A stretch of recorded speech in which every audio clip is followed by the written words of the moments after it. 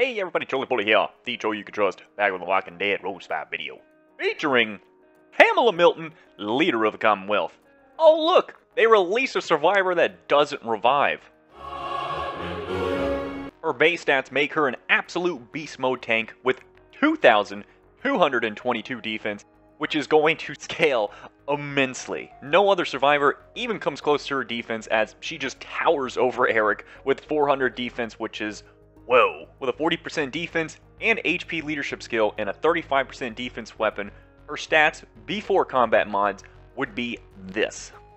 As for Pamela's leadership skill, given the power of reds and greens to synergize on defense, may seem good on paper, but seeing as the trait color counters are blue and red, I can see a lot of red and green combo teams just getting decimated by them for now, until we get more second generation survivors into the game. But this leadership will allow for a very stun-centric setup, which at this point, if you have not been lucky enough to get stun resist or a disarmor, then these team comps can be a huge pain in the ass. Her adrenaline rush is where the big game is. The fact that we can taunt 2 enemies for 3, yes, 3 turns is insane, just like I've been calling out in previous videos that a huge amount of taunt survivors are coming to make a shift from heavy stuns out there to more taunts, thus giving more merit to focus. This also makes recover taunt actually good now, since it's 3 turns, as a taunt for 1 turn will make recover taunt useless.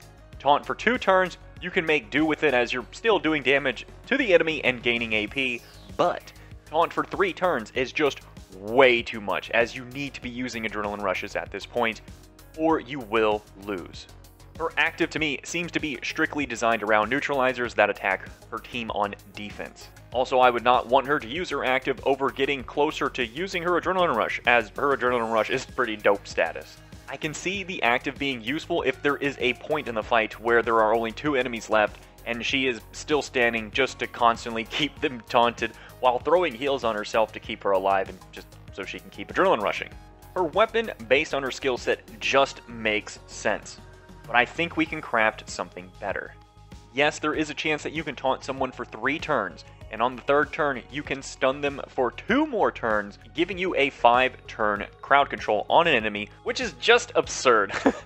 Especially while 2 out of those 3 taunted turns, she will have elusive, making the enemy gain AP extremely slow. But as you can see here, if you pick any one of these weapons, these will be your base stats before combat mods. Looking at her release timing and skill set, and the same with Alice as well, I would expect in our next war, towers that buff HP to greens while defending, and an attack tower for reds. Combat mods are going to be pure tank mode. We will want to make sure we can keep her alive so that we can get her to use her adrenaline rush, as once that happens, I can probably say confidently that her team will win the fight, or the fight will last long enough that no matter, even if you are beaten, you will still win, since war is all about speed. Now it's time for the team comps. This attack team brings in brute force, raw damage, high burn damage, crowd controls, and a disarm. With this team setup, come turn 3, you will have all the means to just waste whoever is attacking you. After using Camilla, Naya, and then Bruce, you are left with Pamela, who can just urinate all over the remaining enemy team. And if you need some extra crowd control, you can use Anna's active to taunt 3 to make sure you can round them all up just to slap them up on the next couple turns. First defense team is going to rock Pamela for the sake of seeing something new. This is a mix between Team Sustain and the ability to kill our attacker, with taunts being dished out and going around like it's a merry-go-round. Will allow Erica to heal the team so that Princess and Regan can bleed out our foes. In the chance that they kill a bunch of our teammates except for Hold the Line Andrea, we can expect a very nice, tanky last survivor for them to kill. If this team happen to kill anybody along the way, and Hold the Line Andrea and Pamela are left, it's going to be a rocky road ahead of whoever is trying to beat them. Second defense team is a timeout team with a little bit of kill potential through main, and burst damage from Eris. You can shield Jesus so that a focus is needed to burst this team. The remaining 4 survivors will be tanky, and tanky by their skill set design.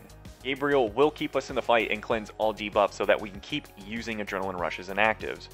Eris and Winter Shiva will also heal themselves and apply stun and maim respectively to slowly dwindle the enemy team and their morale. Once Pamela starts taunting and completely locking 2 people from using their adrenaline rushes and actives, then we can expect a win within the next few turns. Third defense team, we will take some timeout control with some kill potential.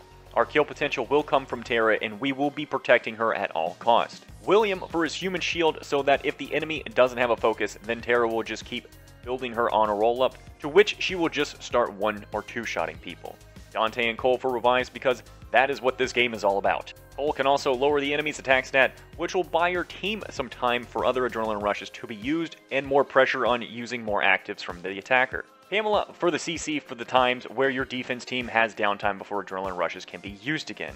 And that's going to wrap up the video of Pamela Milton, leader of the Commonwealth. Thank you all for watching. If you enjoyed the video, make sure to like, anything positive, please get a nice subscribe button, make sure you leave a comment down below. It's greatly appreciated, and on that, I'll catch you on the next video.